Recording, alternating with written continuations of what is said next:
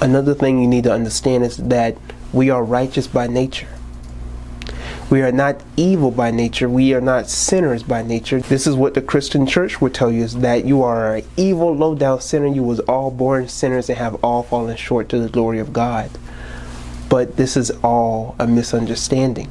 Now, even though the Bible would tell you that we are all sinners and have fallen short of the glory of God, that is not your nature.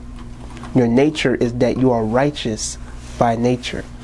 Now, they will even go so far to even blaming the woman for bringing sin into the world, which is where you get the word evil.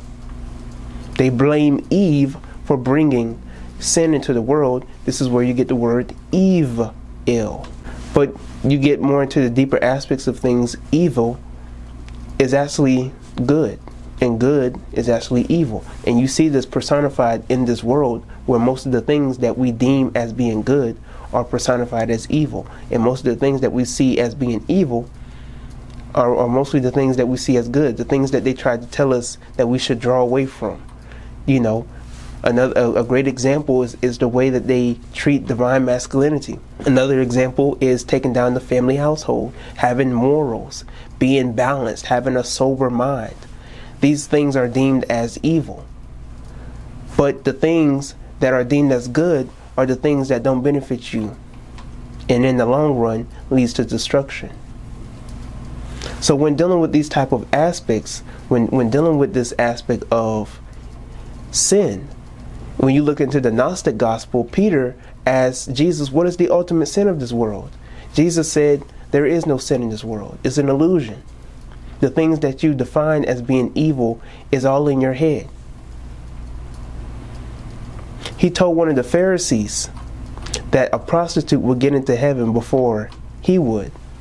And this was outrageous. How can a prostitute who been going on back and forth around the block, up, down the street, highways and byways, spreading her legs for men, and I've been keeping all the laws?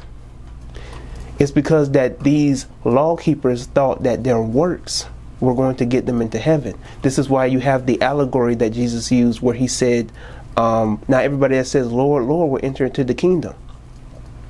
Because you have to understand here is that your works and how many good things that you do for people does not get you, or does not guarantee you, access into your divinity. The kingdom of God is within you. Understand that. And once you tap into who you are, the outside appearance, it doesn't matter how you portray yourself, the divine whore, the divine architect, it doesn't matter how you personify yourself as long as you know thyself.